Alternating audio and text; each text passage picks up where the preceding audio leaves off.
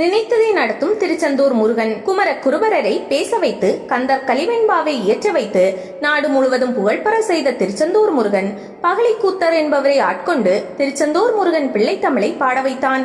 இவர்கள் இருவர் மட்டுமின்றி மேலும் பல புலவர்களை திருச்செந்தூருக்கு வரவழைத்து பாடல்கள் இயற்ற முருகன் அருள் புரிந்த நிகழ்ச்சிகள் ஏராளம் உள்ளன. அதில் சுவாமிநாத தேசிகர் வரலாறு சான்று வித்தியாசமானது. சுவாமிநாத தேசிகர் தென் தமிழ்நாட்டில் பிறந்தவர். இவருக்கு இளம் வயதிலேயே திருவாவாடுதுறை ஆதீனத்துடன் தொடர்பு ஏற்பட்டது. அங்கு சென்று அவர் ஆன்மீக நூல்களை கற்று தன்னை மேம்படுத்திக் கொண்டார்.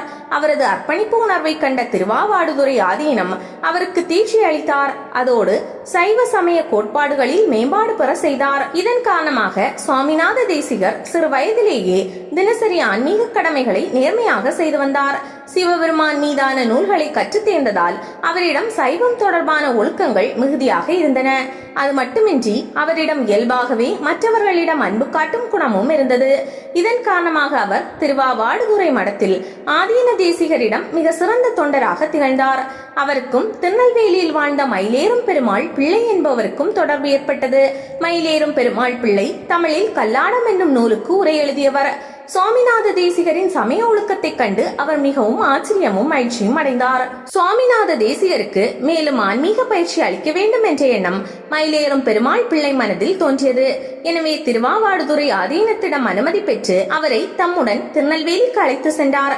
அங்கு தனது வீட்டில் தங்க வைத்து ஒவ்வொரு நாளும் சைவ சமய நூல்களை கற்றுக் கொடுத்தார். ஒவ்வொரு நூல் படித்து முடிந்ததும் சைவ சமய கோட்பாடுகளின் நியாயமான சந்தேகங்களை கேட்க சொல்லி மயிலேறும் பெருமாள் பிள்ளை தெள்ள தெளிவான விளக்கங்களை அளித்தார். இதன் காரணமாக மிக குறுகிய காலத்திலேயே சுவாமிநாத தேசிகர் சைவ சமயத்தில் பட்டை தீட்டிய வைரமாக மின்ன தொடங்கினார். திருநெல்வேலி அருகே சப்பரை என்ற ஊரில் வாழ்ந்த கனக சபாபதி சிவாச்சாரியார் என்பவர் இதை அறிந்து ஆச்சரியப்பட்டார். சமஸ்கிருதத்தில் சிறந்த புலமை பெற்றிருந்த கனக சபாபதி சிவாச்சாரியார் நெல்லிக்கு சென்று சுவாமிநாத தேசிகரை சந்தித்து சமஸ்கிருத மொழியில் கூடுதல் திறமைகளை வளர்த்துக் கொள்ள உதவி செய்தார். இதன் காரணமாக சுவாமிநாத தேசிகர் தமிழிலும் சமஸ்கிருதத்திலும் மிக சிறந்த புலமை பெற்றவராக மாறினார். திருநெல்வேலியில் சைவ சமய பாடங்களை தெளிவாக கற்று தேர்ந்த பிறகு அவர் மீண்டும் திருவாவாடுதுறை ஆதீனத்திற்கு சென்றார். அவரது சிறப்புகளை அறிந்து திருவாவாடுதுறை ஆதீன தம்பிரான் மகிழ்ச்சி அடைந்து ஆசி வழங்கினார். அதோடு புதிய நூல்களை இயற்ற அறிவுறுத்தினார்.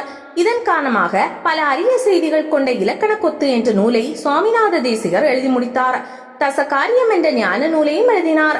இதையடுத்து அவருக்கு ஈசான தேசிகர் என்ற பட்ட பெயர் வழங்கப்பட்டது. அவரை மேலும் சிறப்பிக்கும் வகையில் திருநெல்வேலிக்கு சென்று அங்குள்ள திருவாவாடுதுறை மடத்தின் பணிகளை கவனிக்குமாறு ஆதீனம் உத்தரவிட்டார். அதை ஏற்று சுவாமிநாத தேசிகர் மீண்டும் திருநெல்வேலிக்கு வந்தார். அதன் பிறகு அவர் அடிக்கடி திருச்செந்தூர் முருகன் ஆலயத்திற்கு சென்று வழிபாடுகள் செய்ய தொடங்கினார். ஒவ்வொரு வெள்ளிக்கிழமையும் திருச்செந்தூருக்கு சென்று முருகப்பெருமானிடம் மனம் விட்டு பேசுவதை அவர் வழக்கத்தில் வைத்திருந்தார். விசேஷ நாட்கள் மற்றும் உற்சவங்கள் நடக்கும் விழா நாட்களிலும் திருச்செந்தூருக்கு செல்வதை சுவாமிநாத தேசிகர் விரும்பினார். அப்படி ஒரு தடவை அவர் திருச்செந்தூர் ஆலயத்திற்கு சென்று வழிபாடுகள் செய்தார். கருவறை எதிரே நின்று முருகனுடன் மனதுக்குள் உரையாடினார். முருகனோடு இரண்டர கலந்துவிட்ட உணர்வை அவர் அப்போது பெற்றிருந்தார். அந்த சமயத்தில் அவரது காலுக்குள் ஒருவர் பேசியது போன்று குரல் ஒலித்தது. என் மீது கலம்பகம் பாடலாமே என்று அந்த குரல் கூறியது. சுவாமிநாத தேசிகருக்கு அதிர்ச்சியும் ஆச்சரியமும் ஏற்பட்டது. தனது காதுக்குள் வந்து பேசுவது யார் என்று திரும்பி பார்த்தார். யாரும் இல்லை. சுற்றும் முற்றும் பார்த்தார். தனது அருகில் ஒருவர் கூட இல்லை என்பதை உணர்ந்து மெய் செலுத்தார். முருகனை பார்த்தார். முருகன் சிரிப்பது போன்று அவருக்கு தோன்றியது. கலம்பகம் பாட சொன்னது முருகன் தான் என்பதை அவர் அப்போது உணர்ந்தார். அந்த நிமிடமே சுவாமிநாத தேசிகர் மனமுருகி கண்ணீர் மல்க திருச்செந்தூர் முருகன் மீது கலம்பகம் என்னும் பாமாலை பாடத் தொடங்கினார். கலம் என்றால் 12 என்ற அர்த்தம், பகம் என்றால் 6 என்ற அர்த்தம். அதாவது 18 உறுப்புகளை கொண்ட சிற்றிலக்கிய வகைகளில் கலம்பகம் ஒன்று. இதை எல்லோராலும் பாடிவிட முடியாது. கவிதைகளை சுவைப்பட பாடினால்தான் கலம்பகம் உருவாகும். திருச்செந்தூர் முருகன் ஆசைப்பட்டபடி சுவாமிநாத தேசிகர் கலம்பகம் பாடி முடித்தார். அந்த நூலுக்கு திரு செந்தில் கலம்பகம் என்றும் அவர் பெயர் சூட்டினார். அந்த கலம்பகம் நூலை திருச்செந்தூர் ஆலயத்தில் வெகு விமர்சையாக அரங்கேற்றமும் செய்தார்.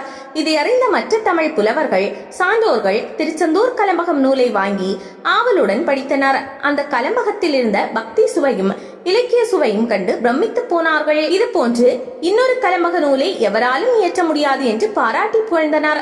திருச்செந்தூர் முருகன் மீது கலம்பகம் பாடப்பட்டு இருப்பது போல தமிழகத்தில் பல்வேறு ஆலயங்களில் உள்ள தெய்வங்கள் மீதும் ஏராளமான கலம்பகம் நூல்கள் பாடப்பட்டு இருக்கின்றன.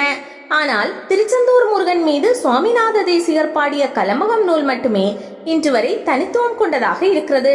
இதன் காரணமாக தான் திருச்செந்தில் கலம்பகம் நூலில் உள்ள பாடல்களில் பக்தி சுவை மிக்க 30 பாடல்களை தேர்வு செய்து அந்த பாடல்களை ஒவ்வொரு நாள் இரவும் திருச்செந்தூர் முருகன் பள்ளியறைக்கு செல்லும் போது ஓதுவார்கள் பாடுவதை வழக்கத்தில் வைத்துள்ளனர். இந்த 30 பாடல்களை தினமும் மனமுருகி பாடுபவர்களும் இருக்கிறார்கள். திருச்செந்தூர் கலம்பகத்தில் உள்ள ஒவ்வொரு பாடலும் மிகுந்த கருத்துக்கள் நிறைந்தது. முருகனை சிறப்பித்து பாடும் வரிகள் சிந்தனைக்கு விருந்து படைப்பதாக அமைந்துள்ளன. உதாரணத்திற்கு சில அலைகளை உடைய கடலை போல 7 மடங்கு மிகுதியாக உன் கருணையை அடியார்களிடம் செலுத்துகிறாய்.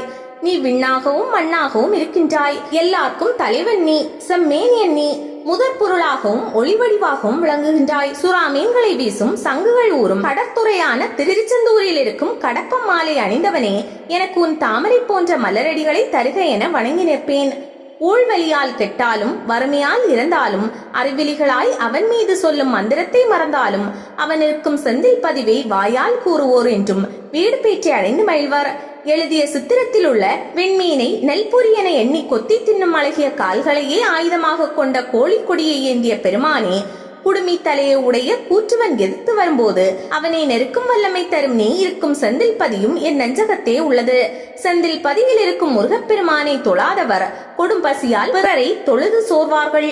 திருச்செந்தூரில் தென்கலையாகிய முத்தமிழையும் முடமுனி அகத்தியருக்கு ஓதிய குமரக்குருபரனே, வரையோர்க்கு கொடுத்து மகிழ்ந்தலையும் 6 எழுத்து மந்திர மோதலையும் கருதாதவர் பலர் உளர். உன் திருவடிகளை வணங்கவும் மூலாதாரம் முதலிய 6 இடங்களையும் நீ பிரியாமல் இருக்கும் உன் கருணை வெள்ளத்தை எனக்கு அருள்க. இப்படி 100 விதமான கருத்துக்களை திருச்செந்தில் கலம்பகம் நூல் கொண்டிருக்கிறது. திருச்செந்தூர் கலம்பகம் நூலை யார் ஒருவர் முழுமையான மனதுடன் உணர்வு பொங்க படிக்கிறாரோ அவருக்கு பிறவி பிணிகள் நீங்கி முக்தி கிடைக்கும் என்று சுவாமிநாத தேசிகர் தனது கடைசி பாடலில் நிறைவு செய்துள்ளார்.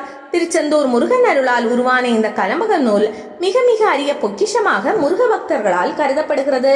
இந்த நூலின் சிறப்பை கருத்தில் கொண்டு கடந்த 2008ஆம் ஆண்டு சென்னை குமரன் குன்றம் திருப்புகழ் மன்றத்தினர் திருச்செந்தில் கலம்பகம் நூலை பதிப்பித்து வெளியிட்டனர்.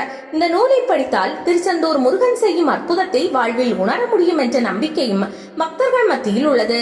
பல பக்தர்கள் வாழ்வில் திருச்செந்தில் கலம்பகம் நூல் மிகப்பெரிய மாற்றத்தை ஏற்படுத்தி இருக்கிறது. நீங்களும் படியுங்கள். திருச்செந்தூர் முருகன் உங்கள் வாழ்விலும் மாற்றம் செய்வதை அனுபவபூர்வமாக உணர்வீர்கள்.